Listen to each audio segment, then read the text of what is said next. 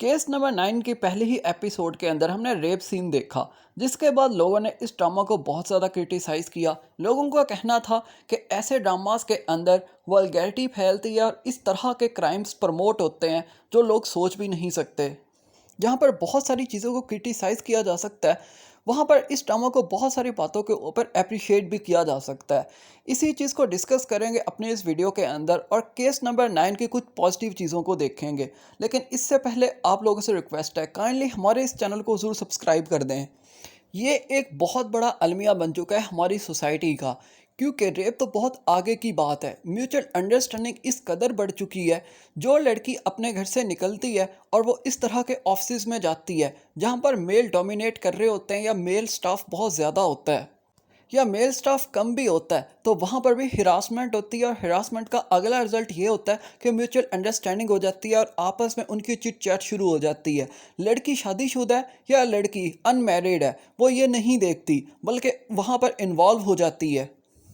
Feelings रखती है या नहीं रखती, लेकिन उसे इस बात की समझ आ जाती है, अगर मैंने ये जॉब कंटिन्यू करनी है, अगर मैंने ये लाइफस्टाइल गुजारना है और इस तरह की ज़िंदगी जीनी है जो एक शानदार ज़िंदगी हो, जिसमें मुझे पैसा मिल रहा है, अच्छी खासी सैलरी मिल रही है, तो मुझे अपने आप को सेक्रीफाई करना पड़ेगा। यहाँ पर तो इस ड्रामा के अंदर हमें रेप दिखा दिया गया, लेकिन रेप से पहले जो म्यूचुअल अंडरस्टैंडिंग चल रही होती है वो यही होती है। ये सारी चीज़ें फेस रियलिटी के अंदर आजकल की लड़कियों को करनी पड़ रही हैं। ये चीज़ किए बगैर किसी लड़की का किसी ऑफिस, किसी स्कूल, किसी कॉलेज, किसी यूनिवर्सिटी में जॉब करना पॉसिबल ही नहीं रहा। हाँ, अगर कहीं पर शहर जैसी लड़की होती है जो रिफ्यूज़ कर देती है, इनकार कर देती है और कहती है मैं तुम्हारे अंदर ना तो इन्वॉल्व हो सकती हूँ और मैं सिर्फ काम करती हूँ और काम करने की सैलरी लेती हूँ, तो फिर वहाँ पर ये इस तरह के केसेस रिपोर्ट होते हैं। यानी एंड रिजल्ट यही होता है, आप म्यूचुअल अंडरस्टैंडिंग से कर लोगे तो आपका बेनिफिट ये होगा कि आपकी बदनामी नहीं होगी, तरीके के साथ वो ये सब कुछ कर लेंगे।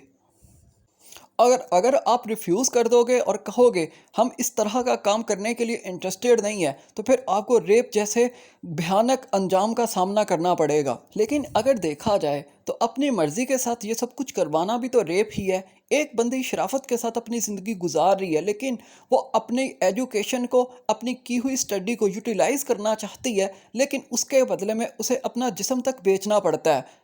और अगर वो ऐसा नहीं करेगी तो इस जॉब से हाथ धो बैठेगी, क्योंकि पीछे और सैकड़ों लड़कियों की लाइंस लगी हुई हैं जो इस जॉब के लिए इंटरेस्टेड हैं और वो इस काम के लिए भी इंटरेस्टेड हैं। तो आसान लफ्ज़ों में बात यह है कि हम जितना भी इस ड्रामा को क्रिटिसाइज़ कर लें, ये चीज़ हमारे माशरे के अंदर सरायत कर चुकी है और इसका हल होना बहुत ज़रूरी है।